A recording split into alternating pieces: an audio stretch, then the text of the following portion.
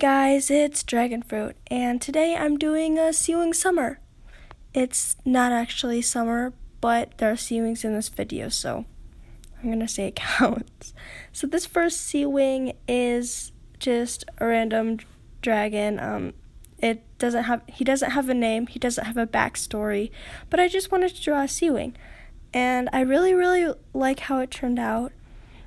I made it a pretty long time ago, so it's pretty good for how long ago I made it, and it was just so fun to do.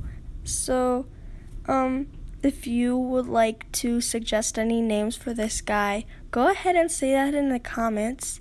I would like to see your ideas, but I don't want my comments exploding up with arguments about what his name should be. It's just ideas, and maybe I'll feature it in another video. In this particular drawing, I really like the thing on his chin. I don't know what to call those, but I really like how I tend to do them with just pretty much strings with spheres on the end, kind of. And in the realistic drawing by Joy Ang, they're kind of shorter, but I saw this version in a drawing of a SeaWing, and I really liked it, so I decided to start drawing things like that, and I like how it turned out. The only thing I don't really like about this is the wing placement, because it doesn't look very realistic, and it kind of looks like both of his wings are on one side, and it seems very uncomfortable to do that. But I really wanted to show the fins, so that's why I did it like that. And I also didn't want to draw the rest of the wing, but let's not talk about that. I like his swimming motion, and I've never really done something like that with anything really, but this is the first time drawing that, and I really like how it looks. I also put a lot of detail into this guy, but the tiny scales that are more softer. At this time, I didn't really know how to do those, so I didn't include them. But I put in all the little scales on his head, the glow up scales, and I really like how much detail I did put into this, because usually my dragons are more simpler, so this took a lot more time than other things I usually draw. Where did this idea come from, you may ask? I don't know. I just felt like drawing a swimming SeaWing. Oh, and that reference in the corner, I also use it in the other drawing in this video. It's from Joy Ang, because she's the illustrator for Wings of Fire, in case you didn't know that. Switching topics here, kind of, still related to drawing, but I would just like to say that recently I have seen or heard many people saying that their art is bad and they don't like it and they think they can improve, but thing is, everyone learns at a different pace, and even if you've been practicing 5 years, your art may not be as perfect as you want it to be yet. I mean, I tend to learn at a quicker pace for art and drawing, and like for school stuff, like book related, I learn at a slower pace. See, everyone learns differently, and you just kind of have to grasp what you want. Like for drawing, start with drawing what you really like, and then you can continue to draw. Because with dragons, what happened with me was that I started drawing dragons first. And then after a while, I got really good, so I decided that I could draw other things. And I did, and it changed my life so much. So the thing is, guys, it doesn't matter how good your art is. It matters that it makes you happy.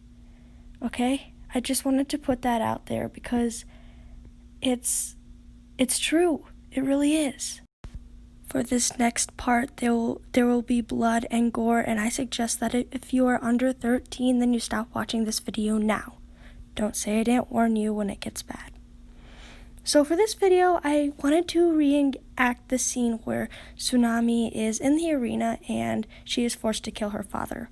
Now, of course, at this time, she doesn't know that Gill is her father. She just thinks it's another SeaWing. And in her situation, it would be very difficult because it was either her life or Gill's life. And Tsunami is a dragonet of destiny, so of course she had to live. And I don't think she could have gotten out of this situation without killing Gill. So this scene hasn't really been reenacted very often. The only 2 times I saw it drawn was in the graphic novel and a little scene I saw someone else do. So this was really fun and interesting to do because it's never really been drawn that often before, and it's nice to do something a little different than what everyone else has done.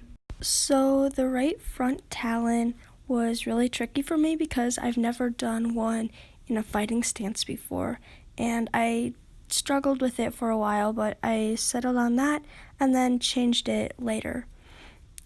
And I'm really glad that I changed it because I think it looks a lot more realistic and sharp. So here I go adding Gill, and I've never drawn Gill before, or Tsunami, or many of the book characters, but it was really fun to draw him because of how skinny and frail he was, and I've never drawn a dragon that's so weak before, so Gill was definitely an interesting character to draw. I really like how he turned out.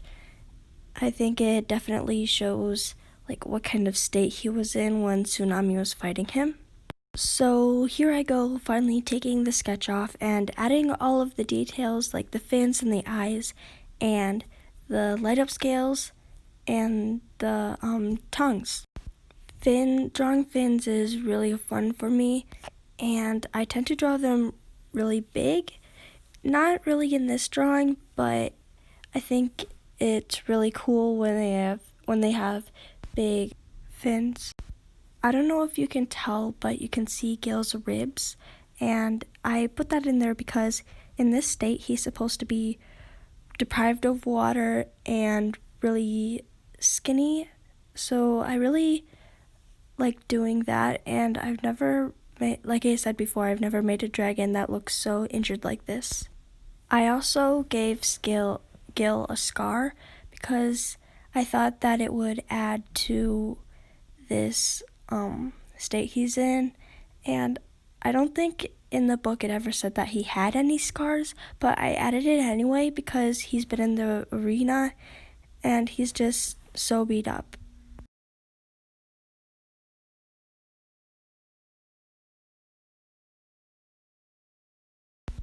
So here I go coloring Gill, and I've never drawn him before, so it was really interesting to do a new dragon, and I like Gill's color scheme. Like the pale green is really interesting to me, and I don't think I've seen it on another SeaWing. Like Turtle is the closest I can think of, but he's more of a darker green.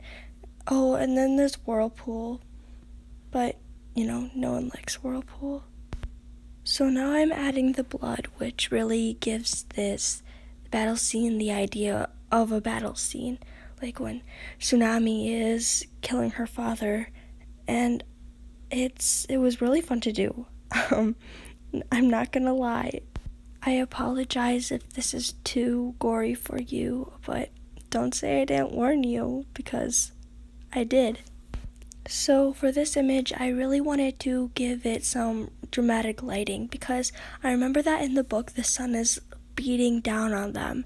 So underneath Tsunami it should be really dark, and then above her really bright.